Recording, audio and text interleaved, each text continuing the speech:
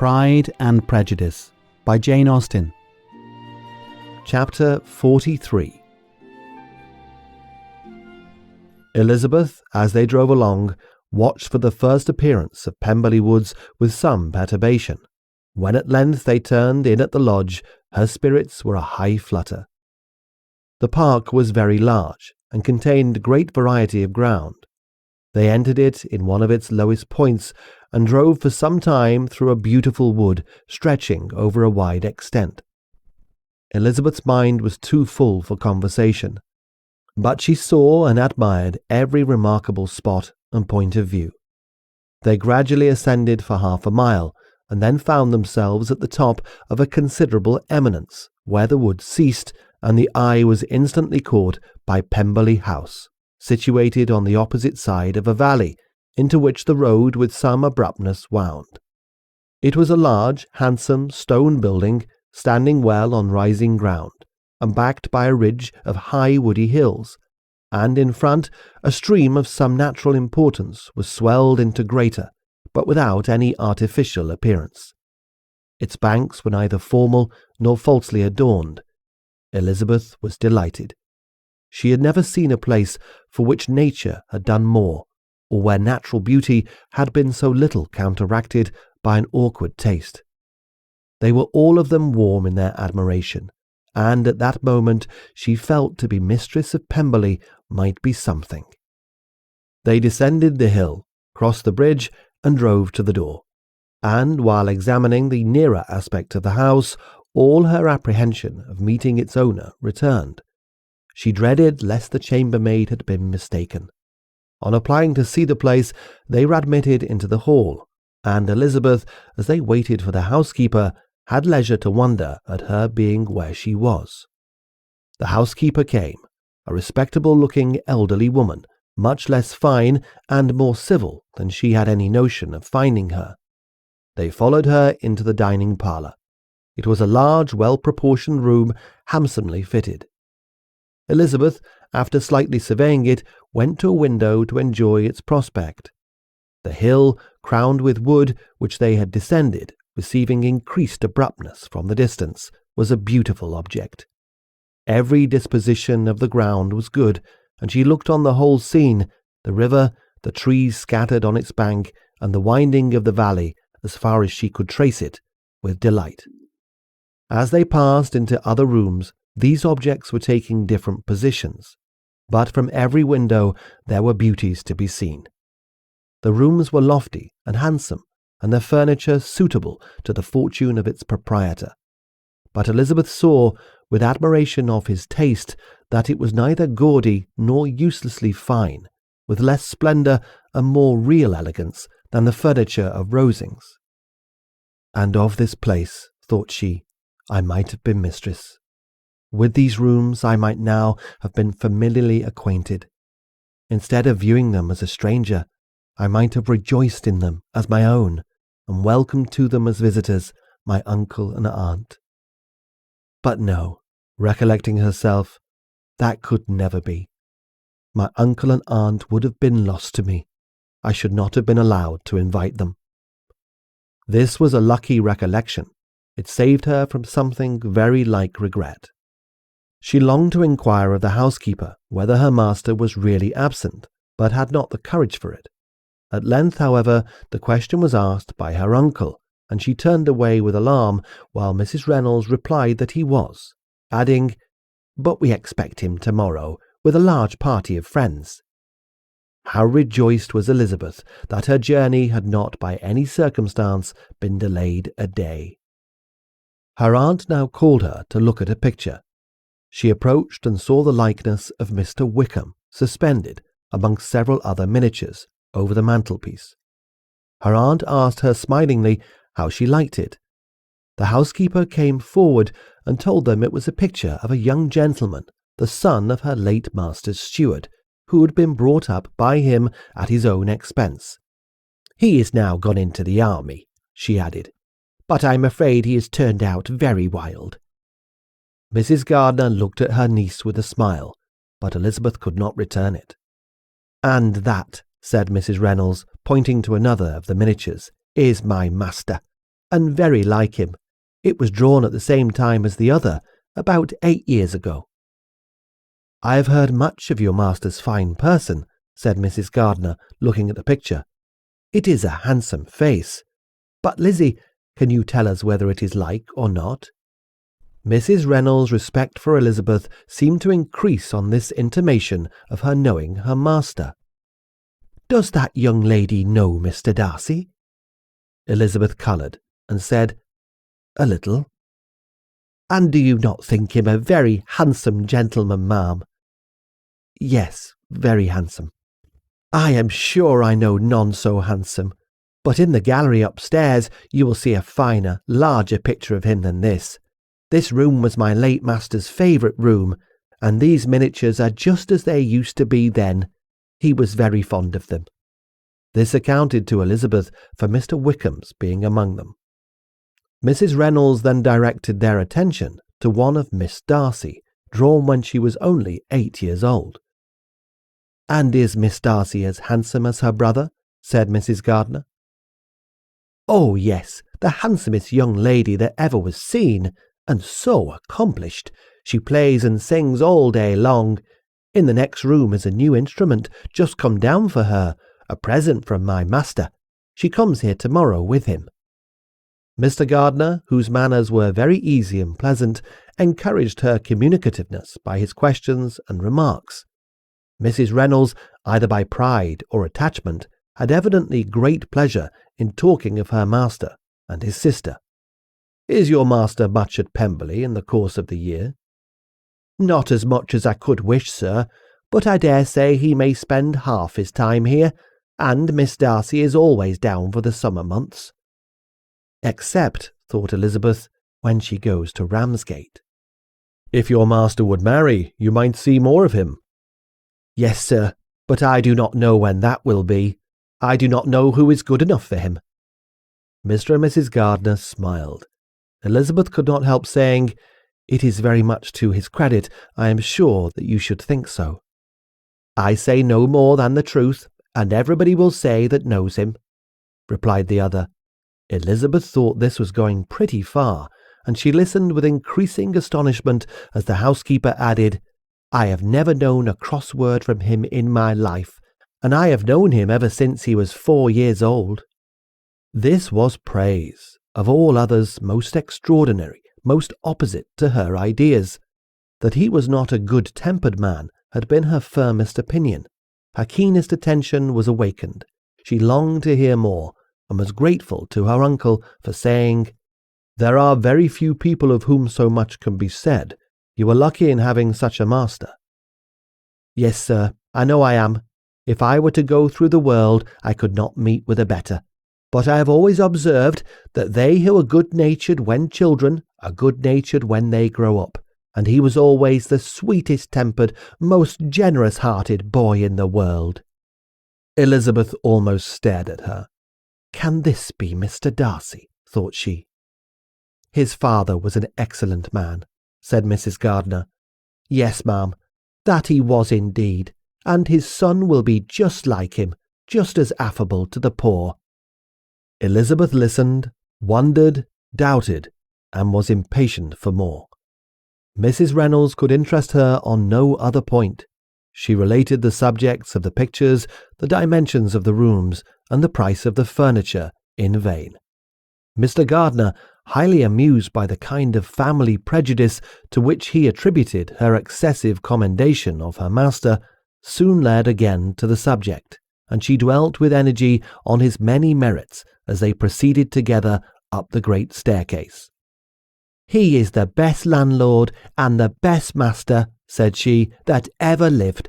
Not like the wild young men nowadays, who think of nothing but themselves. There is not one of his tenants or servants but will give him a good name. Some people call him proud, but I am sure I never saw anything of it. To my fancy, it is only because he does not rattle away like other young men." "In what amiable light does this place him?" thought Elizabeth. "This fine account of him," whispered her aunt as they walked, "is not quite consistent with his behaviour to our poor friend." "Perhaps we might be deceived." "That is not very likely. Our authority was too good."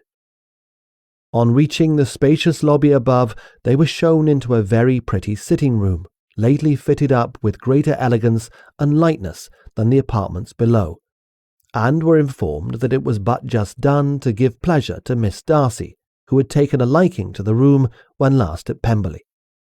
"He is certainly a good brother," said Elizabeth as she walked towards one of the windows. Mrs. Reynolds anticipated Miss Darcy's delight when she should enter the room. "And this is always the way with him," she added. "Whatever can give his sister any pleasure is sure to be done in a moment. There is nothing he would not do for her." The picture gallery and 2 or 3 of the principal bedrooms were all that remained to be shown. In the former were many good paintings, but Elizabeth knew nothing of the art, and from such as had been already visible below, she had willingly turned to look at some drawings of Miss Darcy's, in crayons, whose subjects were usually more interesting and also more intelligible. In the gallery there were many family portraits, but they could have little to fix the attention of a stranger. Elizabeth walked in quest of the only face whose features would be known to her. At last it arrested her, and she beheld a striking resemblance to Mr. Darcy, with such a smile over the face as she remembered to have sometimes seen when he looked at her. She stood several minutes before the picture, in earnest contemplation, and returned to it again before they quitted the gallery. Mrs. Reynolds informed them that it had been taken in his father's lifetime. There was certainly at this moment, in Elizabeth's mind, a more gentle sensation towards the original than she had ever felt at the height of their acquaintance. The commendation bestowed on him by Mrs. Reynolds was of no trifling nature. What praise is more valuable than the praise of an intelligent servant? As a brother, a landlord, a master, she considered how many people's happiness were in his guardianship, how much of pleasure or pain it was in his power to bestow, how much of good or evil must be done by him.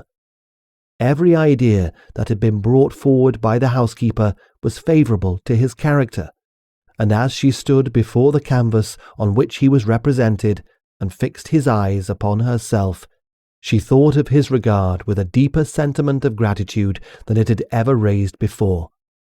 She remembered its warmth and softened its impropriety of expression.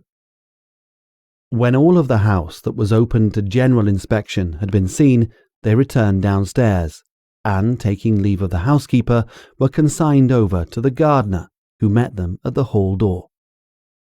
As they walked across the hall towards the river, Elizabeth turned back to look again.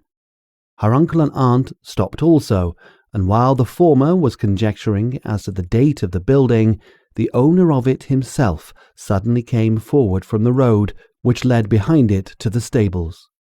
They were within 20 yards of each other, and so abrupt was his appearance that it was impossible to avoid his sight. Their eyes instantly met, and the cheeks of both were overspread with the deepest blush.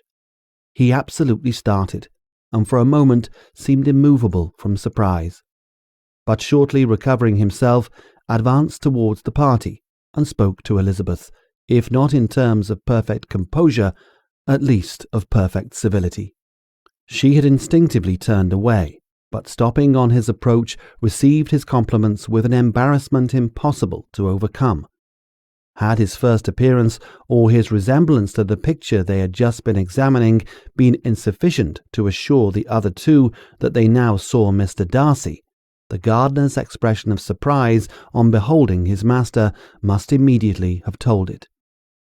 They stood a little aloof, while he was talking to their niece, who, astonished and confused, scarcely dared lift her eyes to his face, and knew not what answer she returned to his civil inquiries after her family.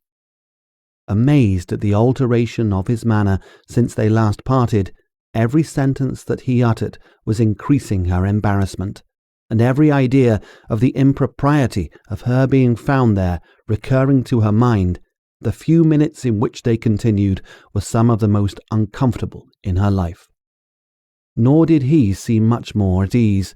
When he spoke, His accent had none of its usual sedateness, and he repeated his inquiries as to the time of her having left Longbourn and of her having stayed in Derbyshire so often and in so hurried a way as plainly spoke the distraction of his thoughts. At length every idea seemed to fail him, and after standing a few moments without saying a word, he suddenly recollected himself and took leave. The others then joined her, and expressed admiration of his figure, but Elizabeth heard not a word, and, wholly engrossed by her own feelings, followed them in silence. She was overpowered by shame and vexation. Her coming there was the most unfortunate, the most ill-judged thing in the world. How strange it must appear to him! In what a disgraceful light might it not strike so vain a man! It might seem as if she had purposely thrown herself in his way again. Oh, why did she come?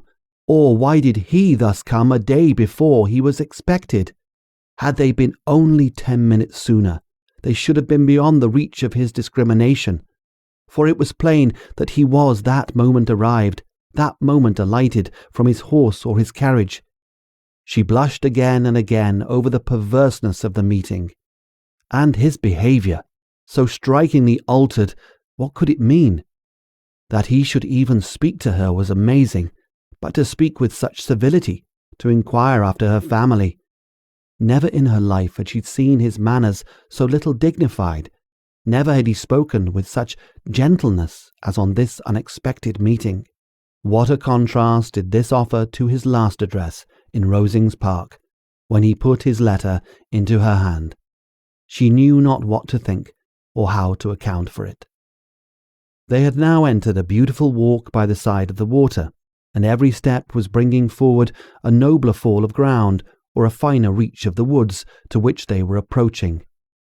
But it was some time before Elizabeth was sensible of any of it, and though she answered mechanically to the repeated appeals of her uncle and aunt, and seemed to direct her eyes to such objects as they pointed out, she distinguished no part of the scene.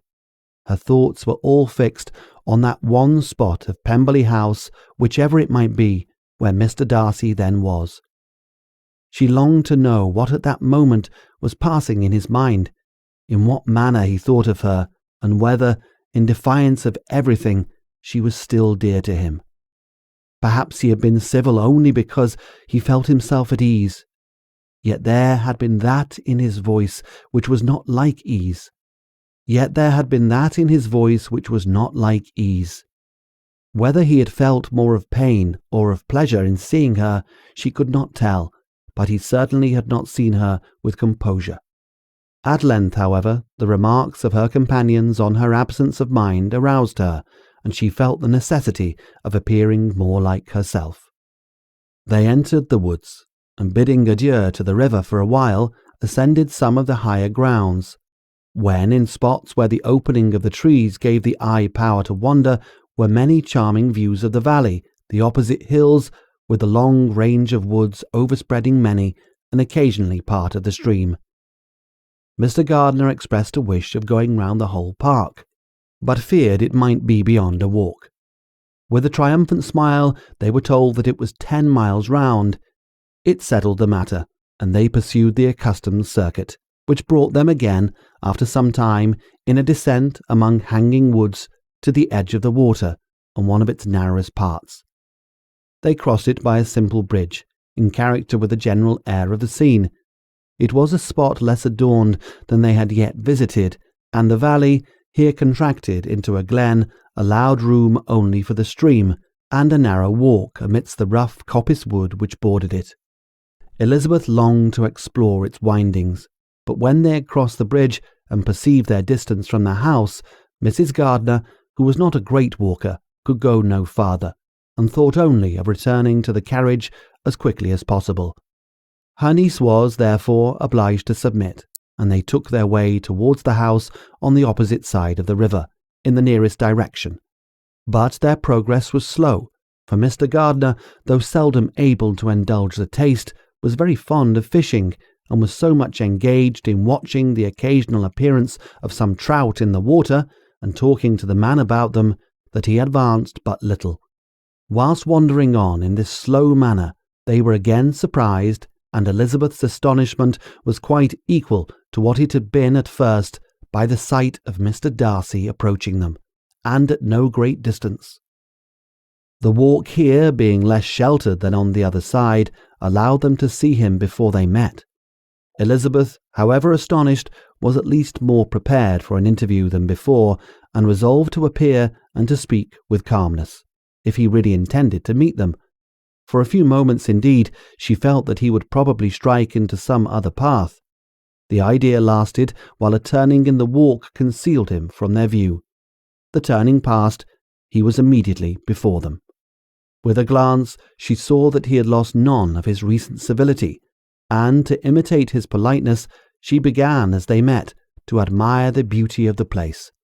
But she had not got beyond the words "delightful" and "charming," when some unlucky recollections obtruded, and she fancied that praise of Pemberley from her might be mischievously construed.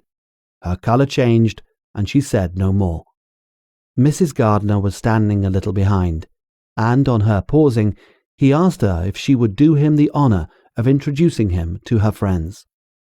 This was a stroke of civility for which she was quite unprepared, and she could hardly suppress a smile at his being now seeking the acquaintance of some of those very people against whom his pride had revolted in his offer to herself. What will be his surprise, thought she, when he knows who they are?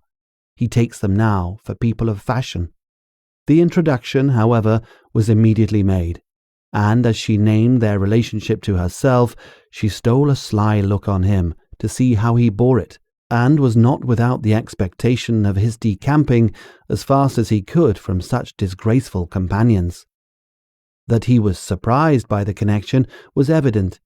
He sustained it, however, with fortitude, and so far from going away, turned back with them, and entered into conversation with Mr. Gardiner.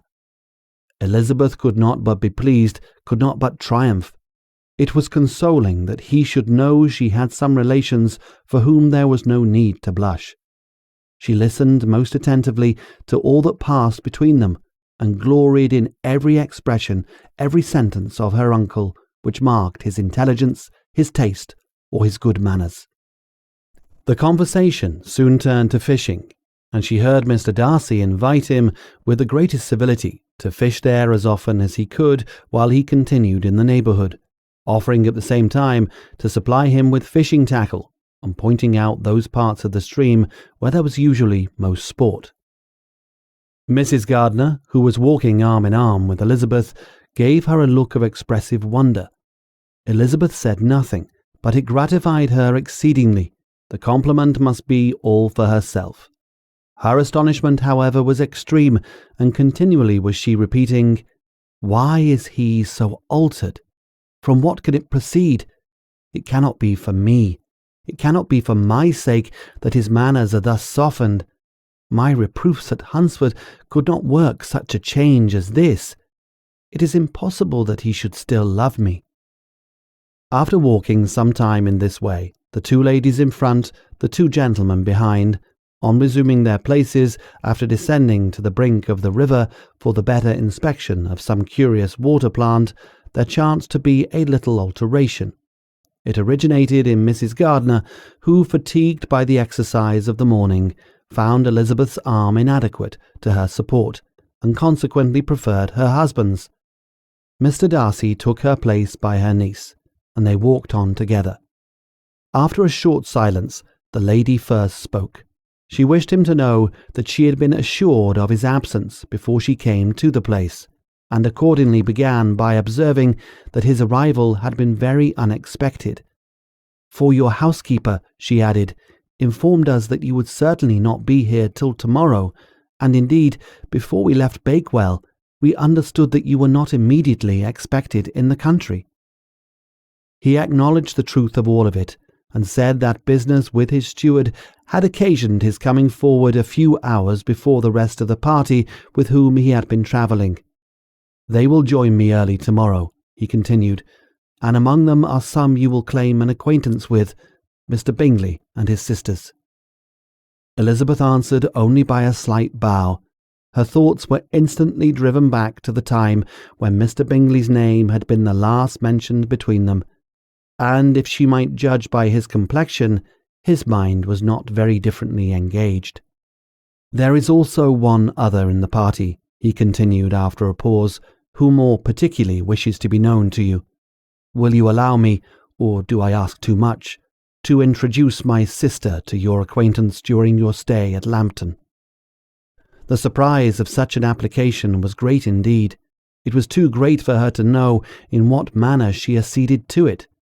She immediately felt that whatever desire Miss Darcy might have of being acquainted with her must be the work of her brother, and without looking farther, it was satisfactory. It was gratifying to know that his resentment had not made him think really ill of her. They now walked on in silence, each of them deep in thought. Elizabeth was not comfortable, that was impossible, but she was flattered and pleased. His wish of introducing his sister to her was a compliment of the highest kind.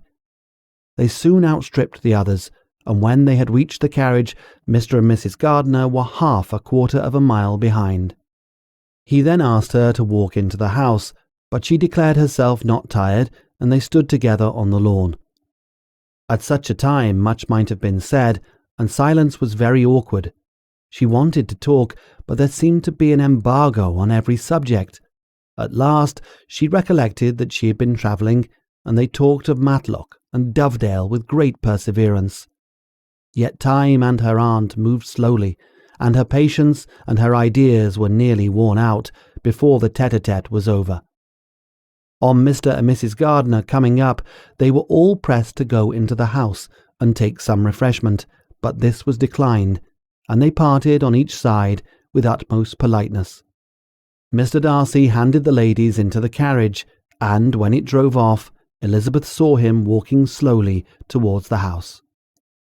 The observations of her uncle and aunt now began, and each of them pronounced him to be infinitely superior to anything they had expected. "He is perfectly well behaved, polite, and unassuming," said her uncle. "There is something a little stately about him, to be sure," replied her aunt, "but it is confined to his air, and is not unbecoming. I can now say with the housekeeper that though some people may call him proud, I have seen nothing of it. I was never more surprised by his behaviour to us. It was more than civil. It was really attentive, and there was no necessity for such attention. His acquaintance with Elizabeth was very trifling." "To be sure, Lizzie," said her aunt, "he is not so handsome as Wickham, or rather he has not Wickham's countenance, for his features are perfectly good. But how come you came to tell me that he was so disagreeable?" Elizabeth excused herself as well as she could, said that she had liked him better when they had met in Kent than before, and that she had never seen him so pleasant as this morning. "But perhaps he may be a little whimsical in his civilities," replied her uncle. "Your great men often are, and therefore I shall not take him at his word, as he might change his mind another day and warn me off his grounds." Elizabeth felt that they had entirely misunderstood his character, but said nothing. "From what we have seen of him," continued Mrs. Gardiner, "I really should not have thought that he could have behaved in so cruel a way by anybody as he has done by poor Wickham. He has not an ill-natured look. On the contrary, there is something pleasing about his mouth when he speaks, and there is something of dignity in his countenance that would not give one an unfavourable idea of his heart. But to be sure, the good lady who showed us his house did give him a most flaming character. I could hardly help laughing aloud sometimes. But he is a liberal master, I suppose, and that, in the eye of a servant, comprehends every virtue." Elizabeth here felt herself called on to say something in vindication of his behaviour to Wickham, and therefore gave them to understand, in as guarded a manner as she could, that by what she had heard from his relations in Kent, his actions were capable of a very different construction, and that his character was by no means so faulty, or Wickham's so amiable as they had been considered in Hertfordshire.